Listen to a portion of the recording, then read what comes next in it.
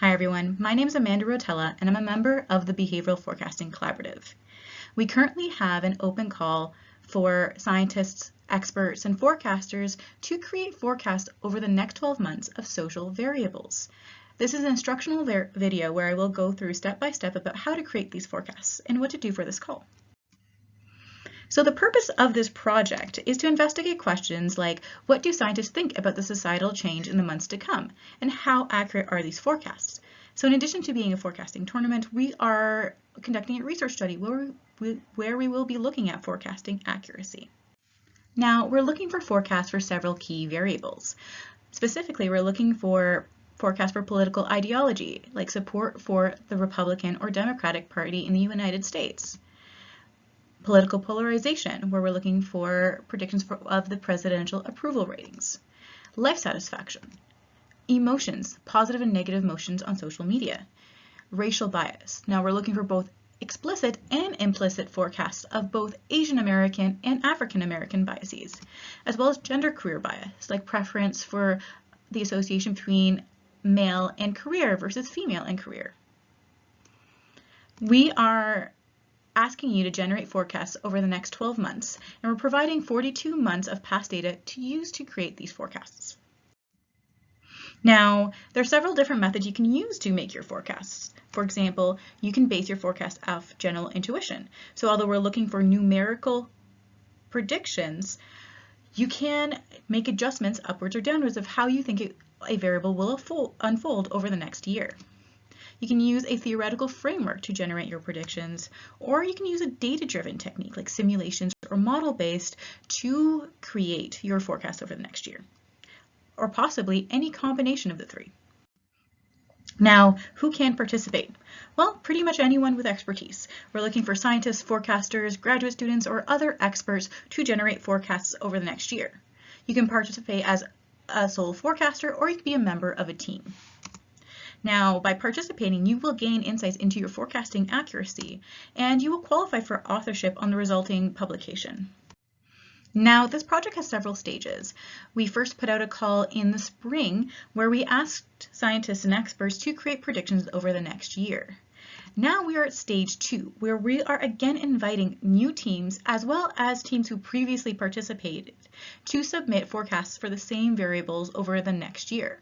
For teams who have previously participated, you can update your previous predictions as well as create another 6 months worth of predictions.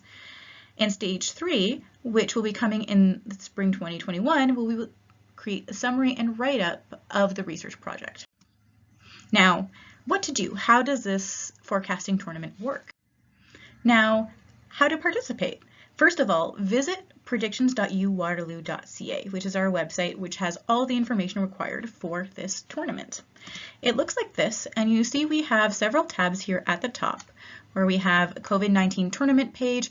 On this page, we'll give you a general overview of the tournament, and more importantly here, we have the tournament instructions page. Now, this will give you a step-by-step instructions guide of what to do to create your forecasts. I will go through these steps right now. So there are 5 steps in the submission process. First is downloading the data, and I will go through these in detail in just a moment. Second is to make your forecasts.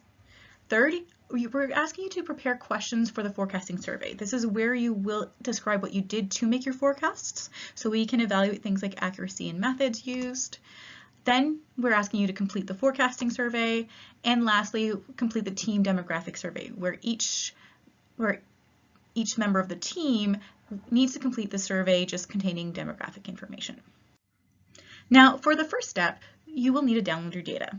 So if you go to our general instructions section on our website, you can download a zip folder which contains all of our data and instructions to create your forecasts.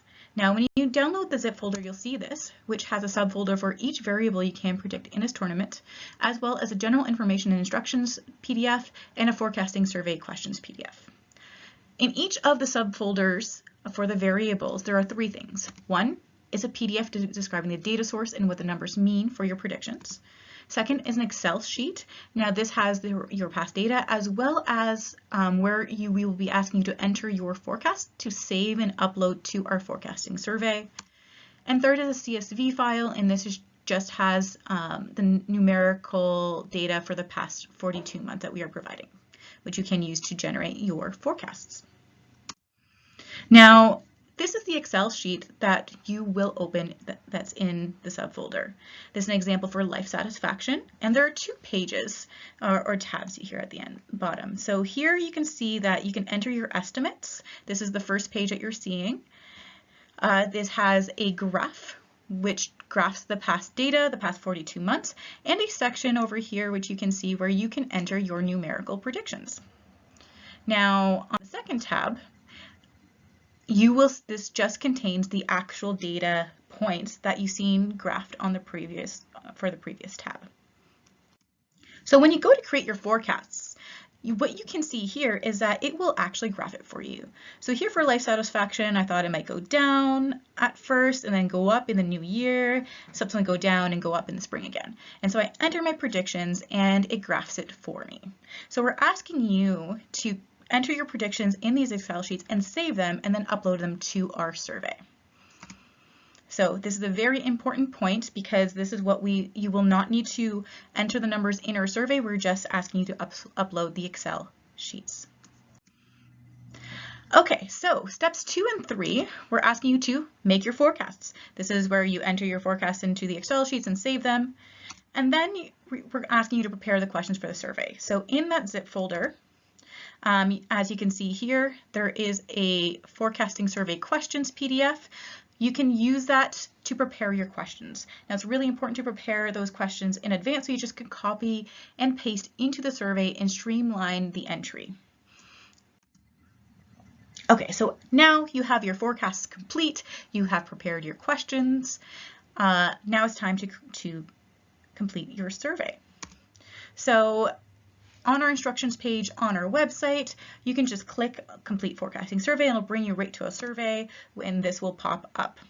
Now it's really important that you have your questions prepared in advance because you can't save and go back to your survey. This all has to be conducted in one sitting. And because of this, we're asking for the team leader to complete the survey. Okay, now what is in the survey? I'll go through the questions and how to answer them. So first of all, we're going to ask information about your team.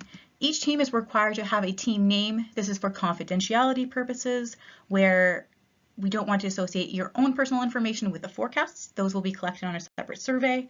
So create a team name and make sure all of your team members know what your team name is. We're also going to be asking questions like, are you a new or returning team? How many team members do you have? What kind of expertise do you have on your team? Then you'll come to a question where you have to check all the variables you will be predicting. Now you will get the exact same questions for each of the variables, but you'll need to complete the survey for each variable you are predicting. So if you are predicting all of our variables, which I highly encourage you to do, that'd be amazing. Just keep in mind that this might be a lengthy process and you need to do that in one sitting. So please keep that in mind and have your questions prepared in advance to streamline that process. Okay, so what questions will be on the survey? So first of all, we're going to ask you to upload your completed Excel file. Then we are going to ask you to describe what method you used to create your forecasts. So if you created a forecast off general intuition, you check that box, or was it a data-driven technique, you check that box. Next, we're going to ask you to describe your process in detail. How were your forecasts generated? What were your theoretical assumptions? Do you have any other additional details about what decisions you made when you made your model? Did you include any additional parameters? Now, when creating your forecast, you're not limited to the data we provide. You can use additional data, for example, COVID-19, death rates, or case rates to model your forecasts. So we were asking you to just list and describe which parameters you were including in your modeling. We will also ask you about counterfactuals.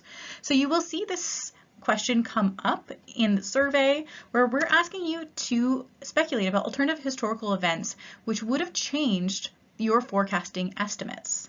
So for example, if different COVID-19 policies had put into place, that might have changed your forecasts. Potentially, if there was a different political outcome during the recent US election, that might have changed how you forecasted. So we're asking you to think about alternative historical events which would have altered how you made your forecasts. Note that these are specifically about historical events and not about future events.